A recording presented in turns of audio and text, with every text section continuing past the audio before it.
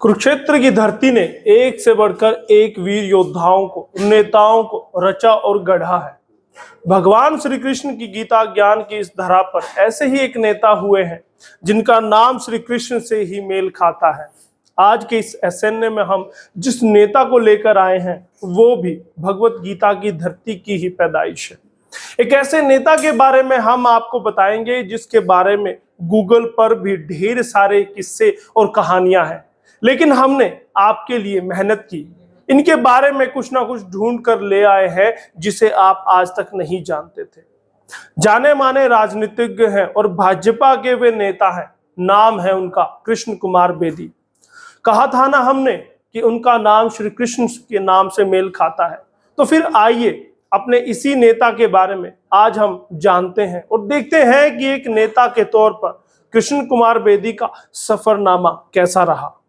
नमस्कार, स्वागत है आपका एसएनए में। भारत आज का वो शो जो खबरों का विश्लेषण करता है। और खबरें कौन सी होती हैं? खबरें उन नेताओं के बारे में होती है जिन्हें आप जानना चाहते हैं। वो नेता भले ही आपके आसपास क्यों ना हो, लेकिन कोई ना कोई बात ऐसी हम आपको एसएनए में बताते हैं जिसे आप नहीं जानते थे।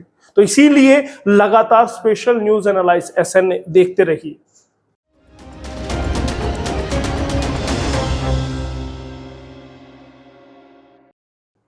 कृष्ण कुमार बेदी का जन्म 15 जून 1967 में हरियाणा के कुरुक्षेत्र में हुआ था। वर्तमान समय में वे 56 वर्ष के हैं। कृष्ण बेदी के पिता का नाम कांताराम था। बेदी शादीशुदा हैं और इनकी पत्नी का नाम शांति देवी है। हरियाणा के मुख्यमंत्री मनोहर लाल के राजनीतिक सचिव की जिम्मेदारी को वे बखूबी संभाल रहे हैं।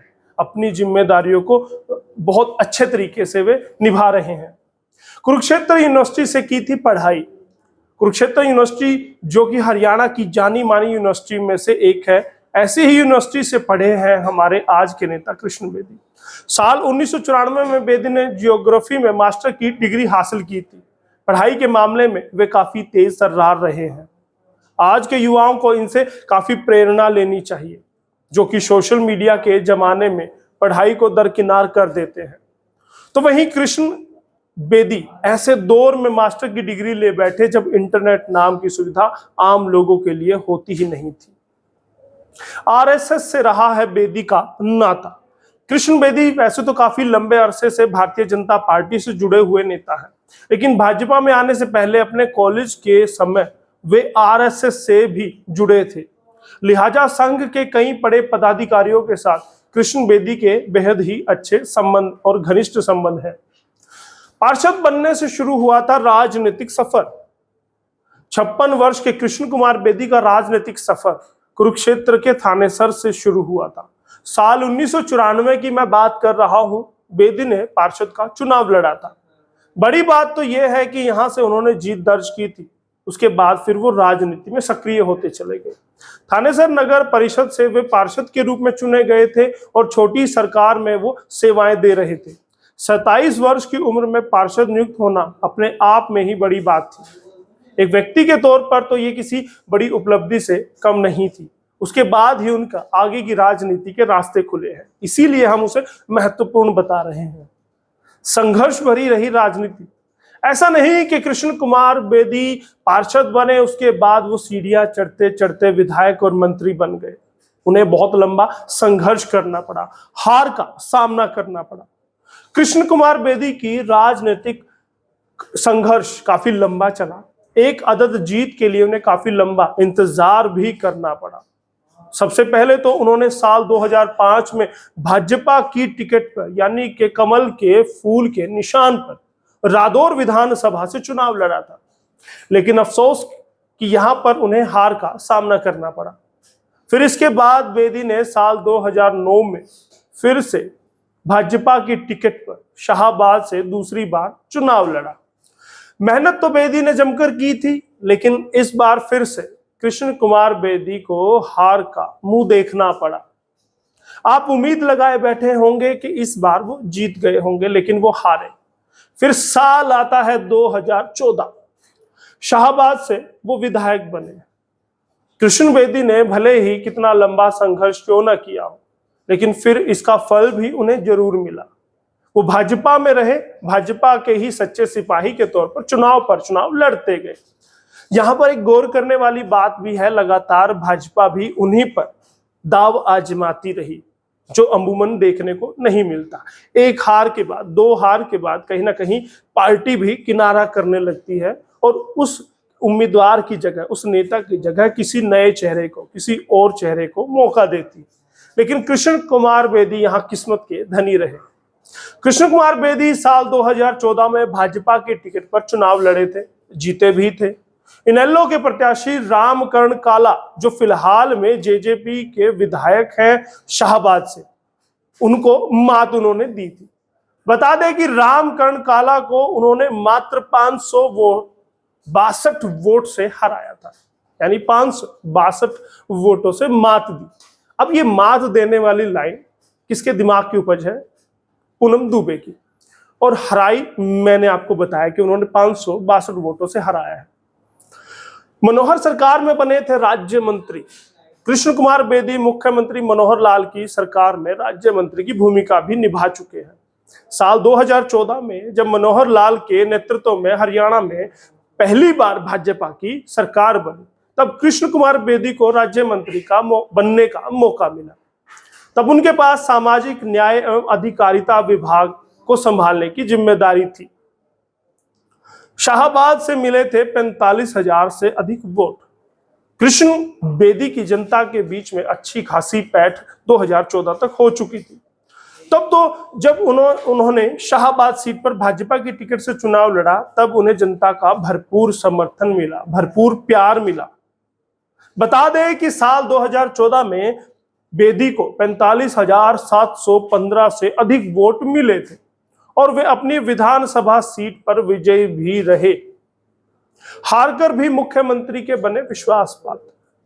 जीत की बात 2014 की है, 2019 के चुनाव में उन्हें हार का भी सामना करना पड़ा, लेकिन इस हार के बावजूद भी मुख्यमंत्री के वो विश्वास पात्र बने रहे। कृष्ण कुमार बेदी बेशक शाहबाद हलके से अपना दूसरा चुनाव हार गए हों, लेकिन फिर वे मुख्यमंत्री मनोहर लाल के गुड बुक में रहे, अच्छे विश्वसनीय नेताओं में उनकी गिनती होती रही। तभी तो वे मुख्यमंत्री के ओएसडी बने। यानी कि बेदी चुनाव बेशक हार गए हों, लेकिन सीएम का दिल उन्होंने अपने कामकाज से जीता हुआ था। इसीलिए वो मनोहर लाल के आजू बाजू, अगल बगल, करीब में ही रहे ओएसडी के रूप में। साल 2019 में मिली थी हार। जैसा मैंने आपको बताया, कृष्ण कुमार बेदी का राजनीतिक सफर मिला जुला रहा है। समुद्र में हिलोरे खाती एक नाव की तरह, जो कि लहरों के साथ एक पल में आगे की ओर बढ़ जाती है, तो वहीं दूसरी लहर के साथ वो धीमी गति से पीछे भी आ जाती है। कृष्ण कुमार बेदी के साथ भी कुछ ऐसा ही सिलसिला रहा। 2014 के चुनाव में जीतकर जहां वे विधायक बने, तो वहीं साल 2019 में उन्हें हार का मुंह देखना पड़ा। जिस रामकरण काला को उन्होंने 2014 में हराया था, तो वहीं उसी रामकरण काला से उन्हें हार भी मिली। जब वाल्मीकि समाज ने किया था कृष्ण बेदी का बचाव, जैसा कि हमने आपको पहले ही बताया कि कृष्ण बेदी चुनाव बेशक हारे हों, लेकिन जनता के दिलों पर वो राज करते हैं।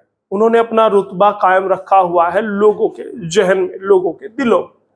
तभी तो किसान आंदोलन के समय जब भारतीय किसान यूनियन यानी कि भाकियू ने उनके घर के बाहर पुतला फूंका था, तब वाल्मीकि समाज ने उनको बचाया था, बचाव किया था। यानी कि उनके समर्थन में वाल्मीकि समाज आ खड़ा हुआ था जब किसानों ने उनके घर को घेरने की कोशिश की।